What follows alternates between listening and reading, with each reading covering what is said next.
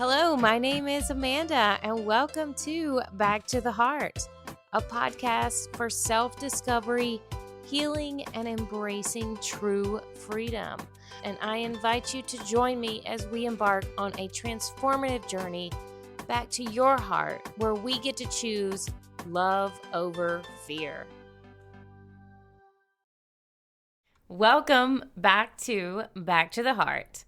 In today's episode, I am joined by mentor and life coach Ben Joy Walker for a powerful conversation that bridges procrastination, embodiment, and stepping into the version of you that already knows what to do. Ben shares his evolution from musical theater to fitness to full-time coaching, and how getting unstuck wasn't about trying harder, but showing up differently. We explore how practice helped both of us and can help you shift procrastination into embodied action. And I want to share a personal note. I actually recorded this episode with Ben months ago, but I only just finished editing it. Why? Because I was procrastinating. So, revisiting this conversation reminded me of my own power and why I started this podcast in the first place. If you have been putting off something that matters to you, this might be the message that you need to hear today. So, let's jump right in and tell me, what's your story? Yeah. So, it really all started because I thought being a personal trainer would be a great side gig for my musical theater career. That's what I did. I was a musical theater actor for 20 years, went to school for it, did it professionally, traveled all across North America performing. And I thought that was going to be my thing. I was going to be on Broadway. That was my goal. And got really into fitness because I realized, if I'm going to play Gaston someday, I got to look the part. So that's essentially why I started lifting, and it worked. I played Gaston. It was great. And, through that, I got really deep into fitness, and in hindsight, it's cool to see how that was the jumping off point for all of the other personal development that I've done. Like, so many coaches that I know today started off in fitness. And what's cool about that is you learn, oh, I can do this, and I can completely change a part of me by consistently showing up this way. What else can I change about me? And there's often, personal development lessons that come along with that. And that's what happened with me, is I started really getting pulled in the fitness direction. I wasn't as excited about musical theater. I also was really fed up with New York City. I wanted to get the hell out of there. And through the coaching that I received in building my business, there was a lot of personal development. I didn't realize how much personal development was involved in the entrepreneurial journey. It's like a crucible of your own self-awareness. And I started using those tools with my clients, and they stopped bringing their fitness equipment to our calls because they realized we're talking about more important stuff here. And that's when I saw that I could make a much bigger impact on the world with this style of coaching, with more life coaching than I could just teaching people how to work out. So that's what started me on the journey. And along with that, I had a severe case of wanderlust. My first big gig out of school was I did the national tour of Beauty and the Beast for 2 years. So toured all over North America, US and Canada, saw all these beautiful, amazing places. And then I stuck myself in New York City for 3 years, and I wanted to tear my hair out. I was so miserable knowing that I wanted to get out there and go to all these places, but I was stuck in this nasty, smelly, inconvenient city. So that's when it really started to shift into coaching, was I realized by helping people, I could then facilitate my dream lifestyle where I could travel around, like do coaching calls from mountaintops and wake up in gorgeous places that I was excited to wake up to every day. And that's exactly what happened. I went full-time on my coaching business and started where I worked completely remote and taking on, both like mentoring clients of my own. And I was also ended up coaching for the coaching company that the program that I had been through. And that really kickstarted the nomadic journey. I moved into my car. I started traveling around. You'd be amazed the places you can get cell phone service, and would like unzip my tent to an unobstructed view of Zion National Park, and then do a bunch of coaching calls, finish for the day, and go run trails in the desert. And that was everything that I wanted. It was incredible. And on that journey, my coaching evolved along with it. It started, more general, like I'll help you be better at life, you know, and then for a period of time, all of my clients were divorced moms in their 50s and 60s. Interesting. You're Go like, who is my typical client? Wouldn't think go it, go but let's figure. go. I was like a single 27-year-old. What do I know? But what I learned is I'm a safe male presence who actually listens. And for most of them, this was their first experience with that. All right. And that helped them a lot. And it's evolved now, through my own journey of procrastination, where I found that is something that I have a lot now. I've learned a lot of experience with. I never thought of myself as a procrastinator until I started working with procrastinators, and then I realized all of the times in my life where I had done it and shot myself in the foot by putting things off, or like saying, "Oh, I need to help someone else with their vision. I'm supporting this company. I'm not going to do my own thing yet." And when I was really just putting it off because I didn't have the perfect plan, and I honestly didn't believe in myself that I could do it by myself. And that is how I then found procrastination as like the problem that I am ideally suited to solve, because I'm really good at getting people to push their edges and helping them turn the ambiguous, like, I just want to do something with my life. And I get to help them turn that into something really specific that we can then create a clear action plan towards. And those are, it's just such rewarding work, because I get to help people do the exact same that I did, create a life that they're excited to wake up to every day. And that's why I love doing what I do, because it's so much fun, and I get to help more people have fun with their lives.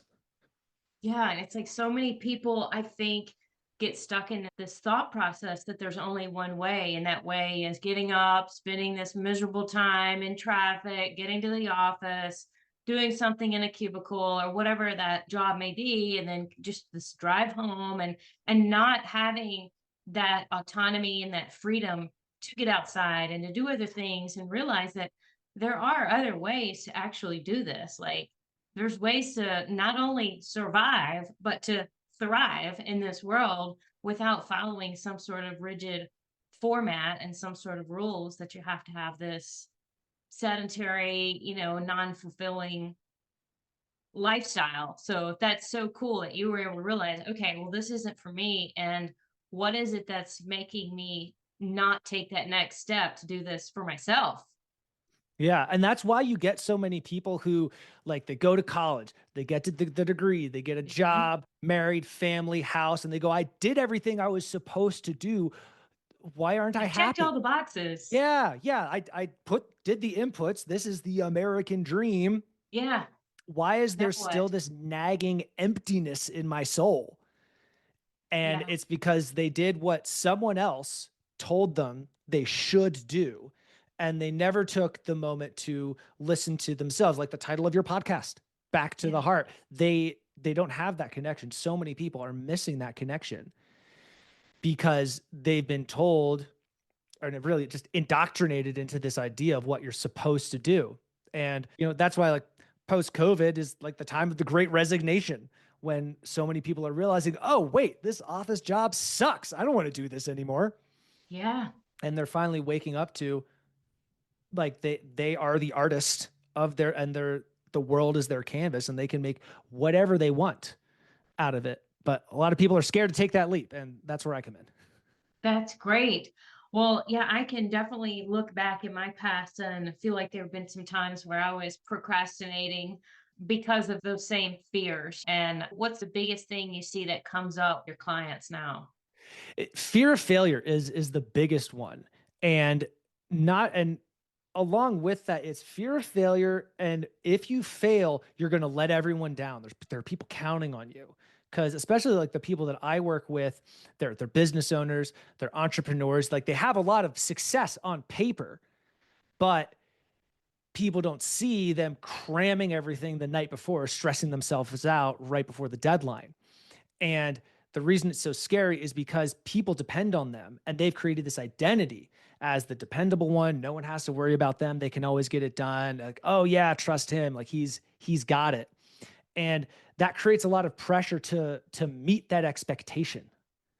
And then heaven forbid you don't meet that expectation. And then what's going to happen? The worst case scenario is you're going to let everyone down. No one's going to trust you anymore. They're all going to leave you, laugh at you, and you'll die homeless and alone. That's the worst case Worst case scenario scenario, that like, people catastrophize about. It's the yes. baby man in the closet that no one wants to shine a light on. So, really, everything stems from there. And I'd even say, because a lot of people talk about fear of success, and I don't fully buy that because when you pull the thread, it's the fear of success. It's what if I get the success and I can't keep up with it? What if I hit it big once in my business and then I'm not able to continue? It all comes back to a fear of failure. Yeah, and it's like, really, is there a failure, right? It's like every opportunity is an opportunity for us to learn something and to grow and to continue to expand. So I don't think there's any entrepreneur out there, anybody who is living the life of their dreams and successful out there in whatever category that they want to define their own term of success, that hasn't quote unquote failed in some sort of Mhm. capacity, but in reality it's just learning and expansion for what's next. Yeah. Well, here's the thing. You're doing the enlifted certification. Do you know the definition, the etymology of the word failure? Oh, we haven't got to that. Please do Well, share to trip, Latin, that.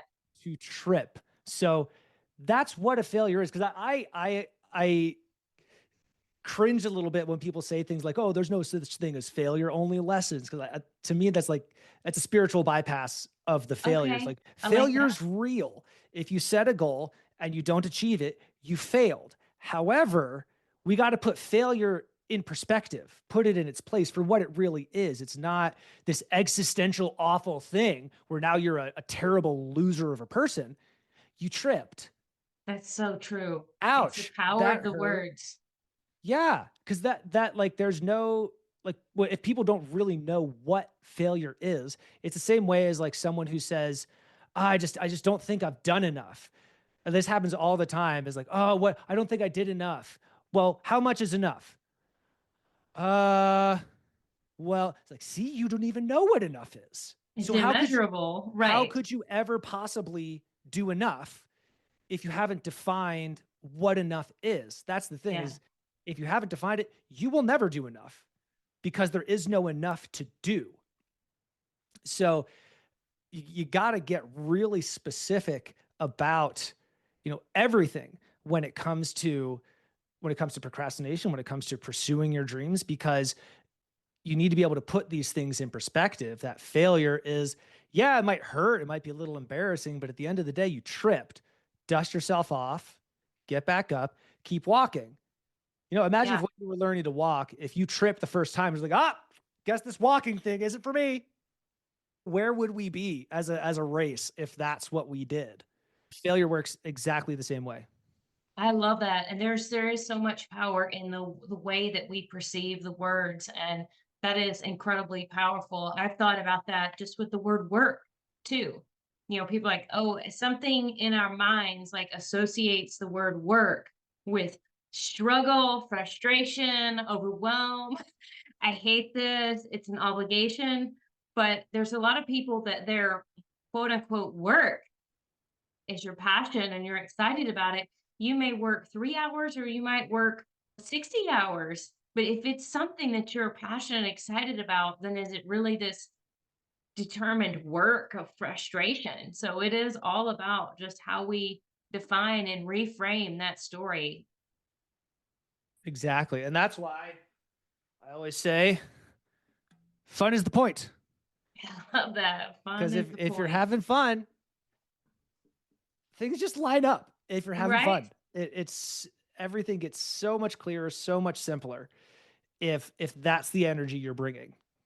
It does. And I can really relate to that, especially with starting this podcast. I just started it a few months ago at the beginning of this year. And it's like the more and more I keep doing it, I keep having these just amazing conversations with amazing people, amazing stories like yours. And each time I'm like, oh my God, that was my favorite one. And then the next one, I'm like, okay, now I get it. I feel that energy. I see what that means. When you find something that really does light you up and makes you feel good and have fun whenever you're doing it. And I don't know that this is going to be something that is, I'm doing this in the same capacity in the next 5 months or 5 years. It doesn't matter. I'm having fun and enjoying it right now, and in full knowing and belief that I keep staying in this vibration and doing these things that bring me to life, and I get to see other people bringing themselves to life. I stay in that frequency, then all more good shit is going to keep happening. And it's like, yes, Exactly. Exactly. You get it, Amanda. it's so fun. It's such a unique thing to be able to experience, and I want everybody to be able to see it. The more people that can get to that and share it and be brave enough to do it, which was incredibly scary for me at first, but to be able to do it now, I'm not any different, right, than anybody else. And what my capacity, limitations, whatever, we're all in the same story, just different variables throughout. And it's just making that choice that I don't want to go that direction anymore. I want to choose what I want. I want to be the co-creator of my life, and I'm going to choose love over fear, get back to my heart and myself. And you know, no expectation, nothing held at the other end of this game. It's knowing that those failures or speed bumps are going to come along the way, and that's okay. It's a perfect opportunity to change. And especially as an entrepreneur, it's like there are always going to be things that change. And even just as a human, I mean, we make decisions based on the information that we have and the situation of exactly where we are in that moment. And it's not a failure to, or a problem or anything. It doesn't mean anything about you if you change your mind. Spot on. I mean, I get so excited talking about all this stuff. What was the biggest story that you think you had that you had to let go of in your transformation? This is a great one. It's if I fully express myself, I will hurt people. Oh, That was a big one. The moment that I that like the actual like image in my head to give some context, you may have already guessed I'm very loud. I've always been very loud. And my mom has very sensitive ears. Like that mosquito tone that people over 40 aren't supposed to be able to hear, she can hear it.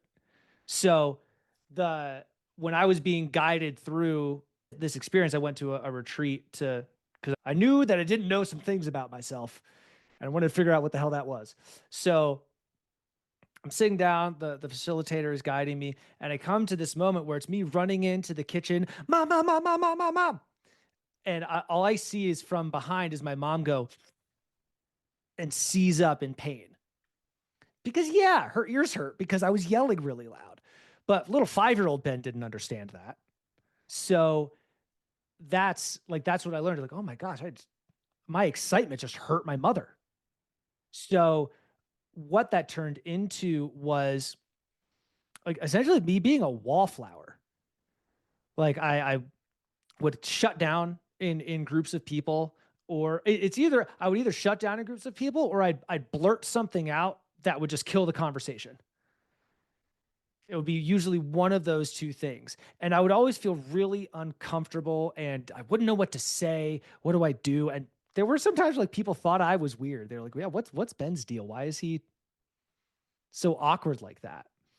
And that was the truth is and I didn't understand this, but deep down I was worried that I'd hurt someone if I did that. So when I was able to like make peace with that and move through that story, what came up was I am loud. I am unapologetically myself and I celebrate everything. Those three mantras were like the first three like really powerful mantras that I got from that retreat, and that changed everything for me. I was suddenly the life of the party. I could walk into a room and immediately shift the energy, and I had people point that out to me. They're like, "Yeah, this like it was kind of dead," and then you just walked in, and suddenly it was an exciting party again. And it was because I'd walk in and I started playing this game because I'm a big fan of the curiosity game, which I'm sure you know from Enlifted. I have done thousands upon thousands of reps of the curiosity game, both in coaching sessions and just in life in general. And I paired it with the introduction game, which is if you're around a bunch of strangers and you inadvertently make eye contact with someone, introduce yourself. Play the curiosity game.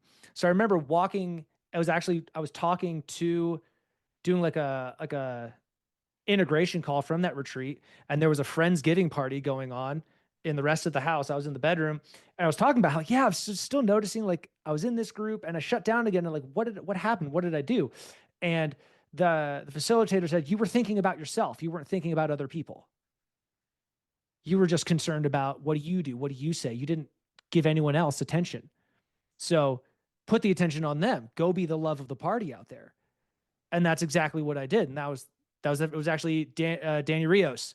It was I was when I was living with him, and that's what he says. Like, Benjo, yeah. It's like as soon as you walked in the room, like the whole energy of the party shifted. And that was because I immediately walked out and was like, oh, hey, I'm Ben. What's your name? And then curiosity game immediately, and I played that with everybody. And like I used the curiosity game even. I was at a gym, a Christmas party for a gym where I was not a member, so I hardly knew anybody. And I went, well, I'm going to play the curiosity game with everyone tonight. And I was everyone's best friend by the end of the night. I love it. Well, share with the listeners what is the curiosity game, because I haven't talked about it on the podcast, but share Oh, it. yes. Oh my gosh. So much fun. So the curiosity game is you set the intention to be curious, and then you only allow yourself to ask questions of someone. And that's without any mm-hms or, oh, wow, like no interjections at all. The only sound that comes out of your mouth is a question. And the trick really is because there's a difference between the question game and the curiosity game. Because the question game is, what's your favorite color? What's your favorite, movie? Where's your favorite vacation? That's not going anywhere.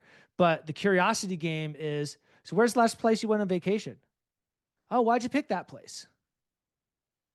Oh, well, what was a really fun memory from there? Oh, have you ever done something like that before? And I play it, like especially in a teaching context, I'll ask, "What's your favorite thing to have for breakfast?" Is my starter question, because that question goes everywhere. We'll be talking about all kinds of stuff afterwards, and I always say like after 5 minutes, we're like, "So I asked you what your favorite thing to have for breakfast was, and now we're talking about like this memory you have of your childhood pet dog." How did we get there? I don't know, but that's the curiosity game. Is you have no agenda, nothing you're trying to pull out of anybody. Yeah, you just let it flow wherever it Yeah. flows. And that's a funny thing I've noticed. That's why I start with an innocuous question like, what's your favorite thing to have for breakfast? Because I found with coaches, a lot of the time they'll go, so when's a time where you were really challenged in your life? And they'll just like straight for the jugular. It's like, whoa, hold on a second. We can go there, but let's warm it up first.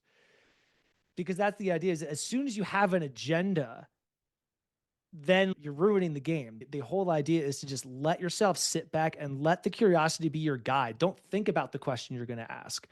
Just listen to what the other person is saying, because that's really the goal of the game, is to listen as intently as possible to what someone else is saying so that you actually understand and hear them. And when Yeah. you do that, the questions just drop in. Like most of the time, I don't know what question I'm going to ask until it's halfway out of my mouth. And that's how you play the curiosity game. Great way to talk to strangers. Great way to make new friends. And if you're a coach, like I'm essentially playing the curiosity game all day long with my clients. That's my like number one principle of my coaching is curiosity. There have been calls where I play it for a full hour, and all I do the whole hour is ask questions, and that's enough. That's the cool thing is like because I tell my clients like you have the answers. I'm a professional question asker. That's what I'm here to do. I'm here to ask you the right question so that you can say the answer and go, "Oh, wow, I never thought about it like that." It's like, "Cool, me neither," but I was curious, and that's where we ended up. And that's again where like fun is the point comes in because it's so fun to play. Because like the little wrinkle that I love to do is like, what's the question I can ask that gets someone talking about something they're so excited about that they just go off for like 5-10 minutes about this thing. And I get to sit there and listen to them talk about the thing that they are the most excited about. And that is so fun. Yeah, that is so true. Yeah, and it's like when you practice that, it also helps you to practice becoming just a better listener, in any kind of relationship that you're in. I think that's the biggest thing that leads to miscommunication and to problems between relationships, whether it's with a partner, friends, parents, even a coworker, is not actually fully listening and being present in the conversations, like thinking about, well, why did they say that? Trying to overanalyze maybe and assume something and immediately respond or react in a way because of the way someone said something, instead of just in genuine curiosity asking and listening without adding in those little pieces of, well, I know, or no, or whatever kind of the extra words that take the momentum out of the person that's trying to express whatever it is that they're trying to express. Yeah, because most of the time when someone's doing that, subconsciously or maybe consciously, they they've got this idea that they have to validate what the other person's saying as they're saying it. And that's well intentioned.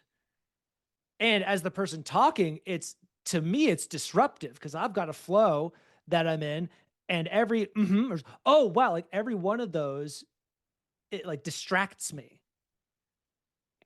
One of my pet peeves is when I'm talking and someone says like, "Oh yeah, like this thing," and like this, and it's like, no. If you waited like 10 more seconds, I would because usually what they said has nothing to do with the point I'm making.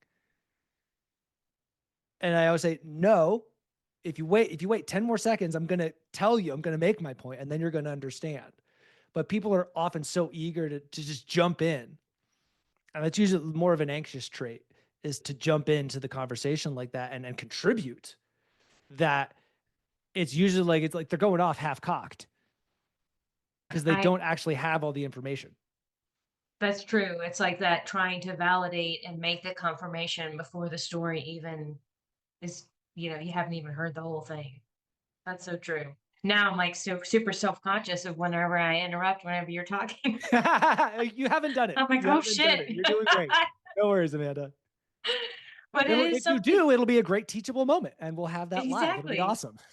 Until now, I've spent my career in sales. So I've been asking people questions and doing this whole thing my whole life. And it's really cool to be able to transition that now and helping other people help themselves and asking the questions from a whole different perspective. So it's really awesome. Yeah, like it changes when you play it enough, it will change how you view the world. Simply being curious because that it puts you in the mindset of possibility. So you don't just accept things as they are anymore. Everything is, oh, well really? Well, what if we look at it this way? What if we tried this? Or is that true? Like every single time, 100% of the time, is this thing true? If you can have just that little bit of curiosity, it opens up a whole world of possibility. And all it takes is a couple questions. So here's my curiosity question. Hit me. What was your favorite line when playing Gaston? Yeah, it was so You have to act it out. You can't just tell oh, me. I got you. I got you. So there's a bit where what does Belle say? I forget what Gaston says first, but Belle says, "Oh, Gaston, you are positively primeval." And Gaston goes, "Why?" Thank you, Belle. What do you say you and me take a walk over to the tavern and admire my trophies? I love it. Because the subtext we were given for that line is Gaston doesn't know what primeval means, but he thinks it means you have a huge penis. That's his what his assumption of that what that word is. And like, no one, none of the audience knew, but that So line fun. always got a really good laugh. Yeah. Oh, that's beautiful. That's so fun. Well, what about what are your favorite places that you've ever traveled to? Ooh, love this question. It's southern Utah, right Okay. outside of Zion National Park. There's a place called Wire Mesa where it's got some of the best. I don't mountain bike, but it has some of the best mountain biking trails in the country. And the campsite that I go to there, you get a 180-degree panoramic view of the West Temple of Zion National Park.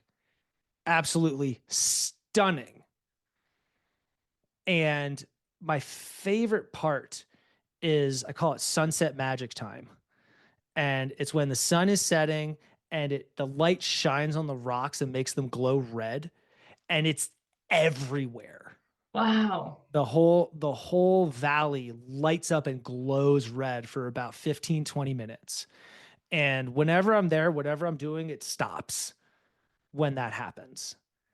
It's such a beautiful place, and I love everything about the desert. It's like a big playground. uh like the trails there are so fun to run on. They're like human roller coasters. That's what I love doing, like, because when that's where I went when COVID first hit. I was in San Diego and my boss kicks down my door and goes, "Hey, I'm getting out of here. I think they're going to shut down state borders. I'm going to Utah. Are you coming?" I was like, "Well, okay, I guess I embrace uncertainty. Let's do it." That was a mantra I was working with at the time. I was like, "Well, thank you for practicing that, Ben." So I spent 2 months in a ranch with a view of Zion National Park out the back window. And that's all we did is we worked all day and then we go run trails at night. And that of all the places I've been in the US, that's the place I've gone back to the most is Zion, that Utah. spot. Yeah. It's so gorgeous there. What do you mean like a roller coaster? Like a running roller coaster? Yeah, exactly. It's Like like explain this. man, if you imagine like an American Ninja Warrior obstacle course, but it's all naturally formed rocks. Okay. And there you can just like choose your own adventure. There's all of these different lines you can take, jump, like doing ninja hops, jumping across gaps, climbing up over things, around things, and all while surrounded by the most like majestic scenery imaginable. It's incredible. Like I my main outdoor sport is rock climbing. I love rock climbing, and I don't think about rock climbing when I go down there. I think about those trails and how much fun they are, because I have never found trails like them anywhere else in the country except right there. It's the most fun, the most fun running on those.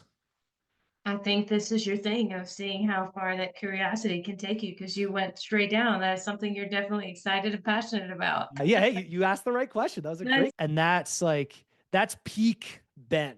That is the most Ben thing. I was always that little kid, just like, where did Ben go? Up, he's up there. He's climbing on those rocks over there. And that's from 5 to 33. I haven't changed a bit about that. I still love doing that stuff. And I think that's the biggest thing that is part of this healing journey and getting back to the heart and getting back to yourself is finding those things that just bring you pure joy. You're not doing it with a specific outcome that you have to receive. You're not doing those things to survive or to make money or to prove anything or to show anybody anything. It's just for the fun of it, right? And that's the thing is I think so many times people get into this daily grind of work and forget about just having fun and doing things that just bring them joy and get them lit up like you talking about going on this run and seeing all these different things. when you start doing more of those things, like your cup said, is the point is to have fun. When you start doing more of that, you stay on this different frequency that allows you to have the capacity to do all the things that you really do want to do. Yeah, because so often fun is seen as this frivolous thing you get to do after the important stuff is done. Right. And Not a priority. right, and that's if any y'all revenge sleep procrastinators out there, that's why you're procrastinating your sleep, is because you didn't have enough fun during the day. So now you're trying to get that fun. And that's why so like people are they drink, they scroll social media that like I call those bottom shelf fun. Because like sure it's maybe it's kind of fun, but it's not that was so much fun. Because that's the really juicy stuff. And really fun is essential for human happiness and development. There's a survey done of death row inmates where they found that the majority of death row inmates were not played with when they were kids. Yeah, because when you play, that's how you learn boundaries, emotional regulation, how when someone says, hey, that's too far, how to respond to that and how to tell someone else, hey, that was too far. Yeah. Most people don't know how to do that. And that's why, especially with men, is this story of like, oh, I'm worried I'm going to hurt somebody because they've never tested that boundary. They don't know what too far is. And you learn that through play and being able to make mistakes. And maybe you do like you're wrestling with your friend and you take it too far and one of you gets hurt and hopefully, it's just a little bruise, but you learn, oh, okay, that was too far. Yeah. Yeah, and you're not gonna know if you're not out there trying and playing. Exactly. You have to push that edge and bump up against it and maybe go a little over it sometimes. You have to know where that edge is. It's actually Daniel Tosh, he's got one of his stand-ups where he starts it with like, I'm gonna make some jokes and you're not gonna like them. I'm gonna cross some lines, and that's how I know I still have one. Yes, that's so true. Because that's the thing is you have to cross the line in order to know where it is. And the safest way to do that is by playing and having fun. And that's I part of where this the fun is the point came from is I would go to retreats and in working with my own clients and someone would have their like veil is lifted, oh my god, life can be this way all the time moment, and the first thing they would say is I need to play more. And it would be so funny because I'd listen to them talk about it and it was, yes, I need to integrate more play into my life. It's like, wow, that sounds so boring the way you're talking about it. Because people just like, it's like these grown ass men who have no idea how to play. They don't know how to have fun. And then, they wonder why they can't, fully embody their masculine. It's because you don't know where your edges are. And you think you have to do it by like lifting heavy weights and cold plunges and doing hard workouts. And that's a way, but it's a one tiny part of the spectrum.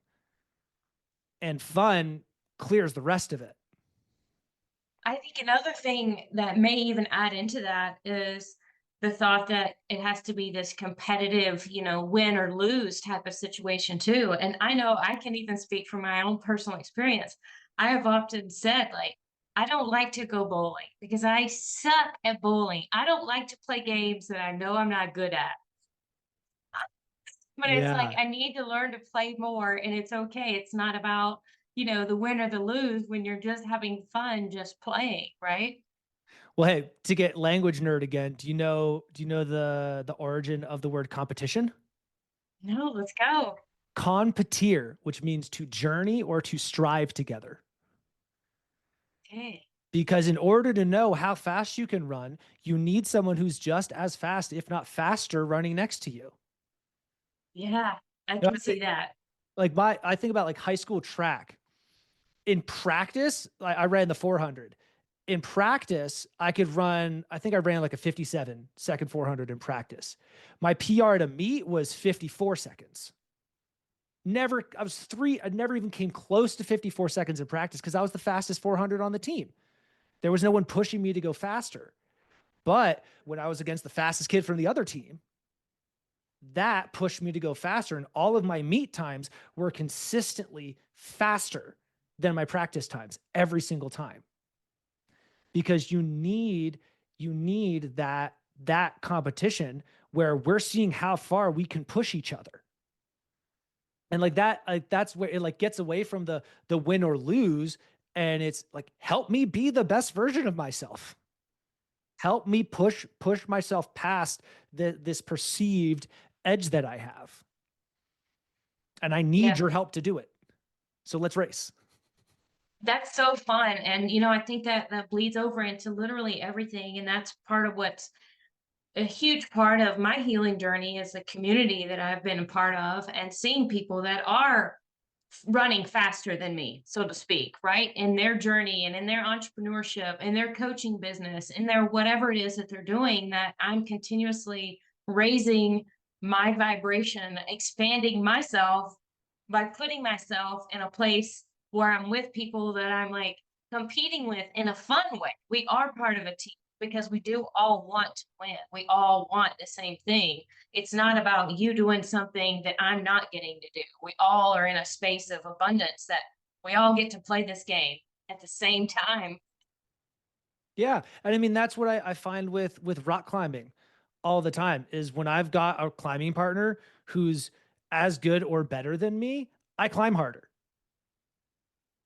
Just the other day, one of the hardest climbs I've ever been on. I'm this close to getting it clean now, but it's because I had someone with me who was at the level where he could get that climb without falling. And he was So able to true. point it like, oh yeah, like look at this hold, like put your body this way. And that inspired me to climb harder. Whereas often I'm the strongest climber. And then it's like, oh, it's just me pushing myself to climb this hard climb that probably no one else I'm with is going to climb because no one else can climb it. So I'm always seeking out, like, I would much rather my climbing partner be better than me, because that's going to push me to be better. And I've got big climbing goals, so I want to be good. That's awesome. All right. So next curiosity question. What was your favorite concert that you've been to?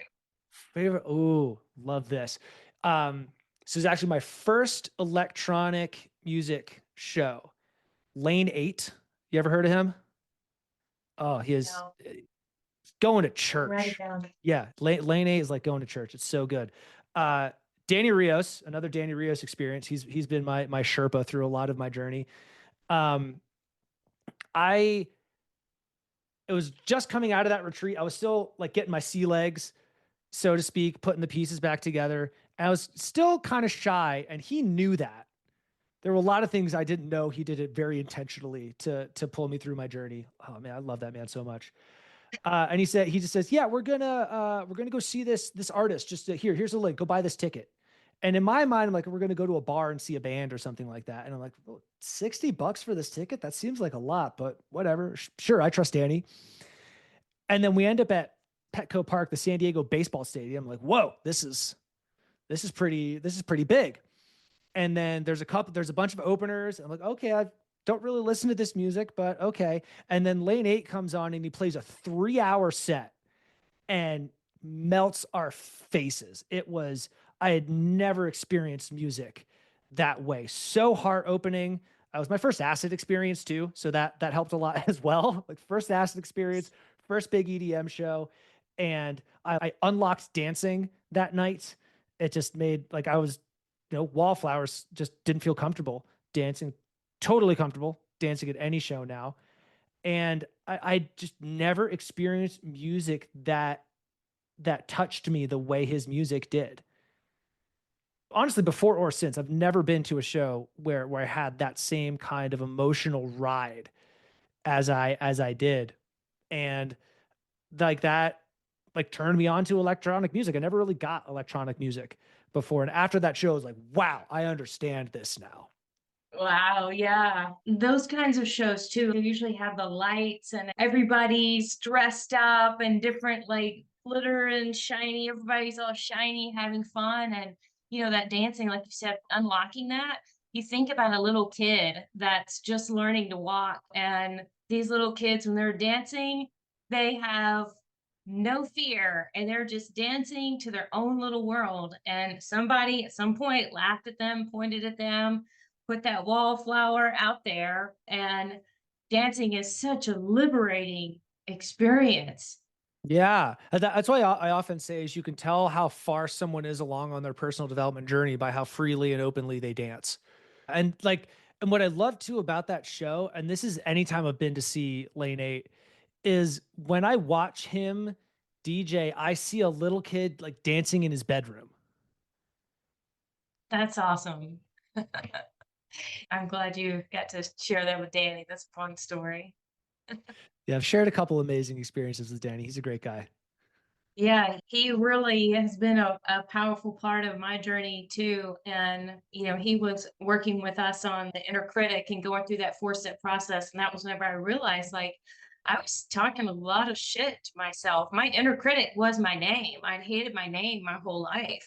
And I'm like, it was like the only time I really heard my name was, what the fuck, Amanda? Well, that was stupid, Amanda. I didn't realize it. And even when I would have conversations with a few people, not everybody says your name all the time besides just an introduction. But the people that would incorporate my name, I would feel icky. I was like, why did they say my name? It was like this negative feeling that I was giving myself every time I said it. And whenever I made that shift in that story and that self talk and started like consciously saying, I love you, Amanda. I trust you, Amanda. I appreciate you, Amanda. All those things. It was like, holy shit. Like it completely changed. So how did you make that shift? It was recognizing it was 4 stepping of like, what is that inner critic saying? What was that story? And when was I saying that? And how I was saying it? And just writing it in my journal, writing it out, saying it out loud, adding in the breath, saying it in front of the mirror, but just being consistent with it. And almost tricking myself into a place of believing it, because I know whenever I was saying it at first, I wasn't believing it.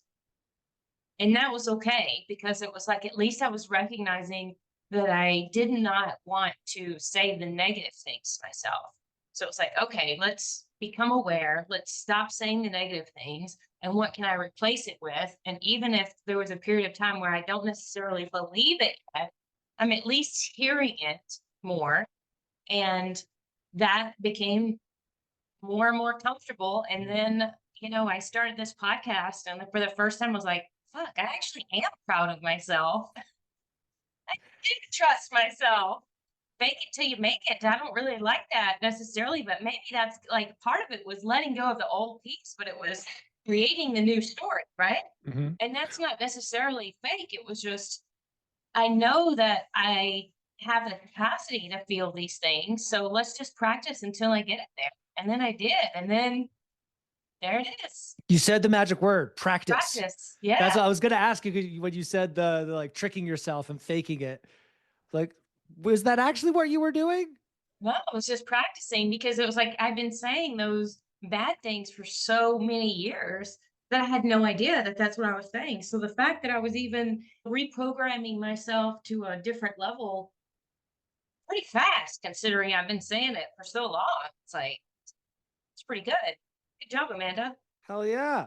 Well, and I love that you bring that up because that practice is so important. And a lot of people, perfectionists especially, and because a lot of the people I meet are and work with are people who are usually pretty good at most things. It doesn't take it too long to pick something up. So then when they hit that one thing that they're not immediately good at, it's like, oh, what's wrong? I'm not immediately good at this thing. And they've hit what's really happened is they bumped up against their talent ceiling Yeah. and realized, oh, no, I have to practice this. And because they're generally a talented person, they're not used to having to practice. The number of times I've heard the story of someone who's like, oh, yeah, I just skated by, in school. Like I didn't really have to work hard to get A's. And then they turn into procrastinating adults because they never had to practice. And that's what so often is the thing that's missing is like I'm on my coaching calls, I'm talking about practice and reps all the time because there's no substitute. No substitute for the reps. Like if you don't believe it yet, reps. Keep going. Yep. Yeah, reps and you'll believe it. You practice it enough times and you'll be walking down the street, something will happen and the mantra you need will pop right into your head. Like that's what happened when the story about like how I ended up in Utah. I've been saying, writing it down and saying it out loud, I embrace uncertainty as one of the like 40 mantras that I came out of that retreat with. And that's what happened is my boss goes, we're leaving in 4 hours. Are you coming? I embrace uncertainty was the first thing that popped into my head. And I was like, oh, well, yes, here we go. And it ended up being, 2 months in Utah, a month in Tahoe, and then 2 years traveling around in my car. And I loved it. And it all came from the practice of sitting down morning and night, writing my mantras down and saying them out loud, even when I didn't believe them. I still did it. Yeah. Eventually, it got to the point where every single one of them, all 40, were hell yeses every single time I said them. And I kept that streak. I had that streak, I think it was like 525 days. Not a single morning or night missed for 525 days. And that's like when you really devote yourself to a practice like that relentlessly, that's what happens. And it's just so simple as showing up and doing your reps every day. Yeah, it is. And if somebody says, hey, I want to learn how to play the guitar or I want to run a marathon, you're not just going to go and, sign up for a marathon and never having laced up your tennis shoes before, just like you're not going to pick up a guitar and just all of a sudden know how to play like Jimi Hendrix. Everything takes practice. And the cool thing is that even with something like this, there are people out there to support you. There are coaches. You could just listen to this podcast, right? You can listen to an audiobook, you can read a book, you can watch a billion YouTube videos out there, but having someone that's in your corner, coaching you along, guiding you, holding you accountable, pushing you a little bit beyond those limits. Michael Jordan didn't become Michael Jordan by not practicing and not having a coach. Yeah, So it's like in anything in life, and like with this, it's so important to have somebody that's on your side that can get it, but still pushes you.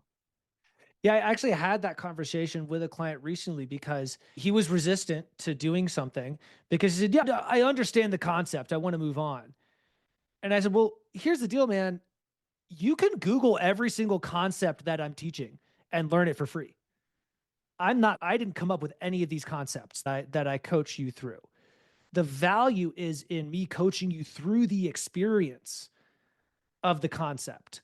Because, I understand the concept of throwing a 100-mile-an-hour fastball. I cannot throw a 100-mile-an-hour fastball, though, because I haven't done the reps to learn how. There's no substitute. You have to experience it. You can't just read a book and then fix everything. And that is, like you were saying, where having a coach is so valuable because you need someone there who's got your back, who can guide you past the pitfalls so that you can make sure you're having good, clean reps every time. Yeah. And someone who's actually done the work and been through the exact same thing before themselves. The call that I had this morning actually with Ryan Sprague, and we were talking about that. It's like going to a doctor that's not healthy. You might know the information, but are you putting it into practice? Have you actually done that? Someone who's teaching at a university, teaching accounting, that's never actually done accounting. If you're teaching it, but like, have you lived it? Have you breathed it? Have you done this in a business? And this is amazing. You're putting into practice the tools that you've learned throughout your experience, which makes you a better coach. It's something you've actually done before. You were that procrastinator and you were like, you know what my problem is?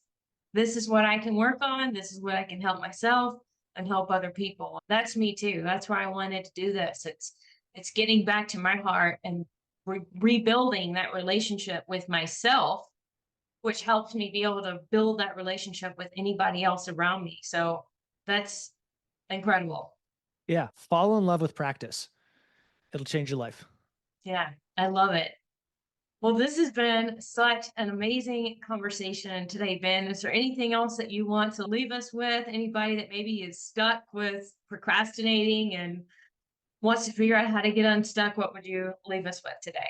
Yeah. Well, first of all, if you wanna learn more about how I help people with procrastination, you can follow me at Ben Joy Walker on Instagram, and that's where I run all of my business through. So if you want to see what I'm up to, what do I actually teach, that's the best place to find me, Ben Joy Walker.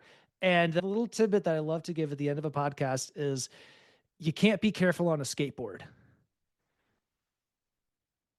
Just let that marinate. You can't be careful on a skateboard. I love it.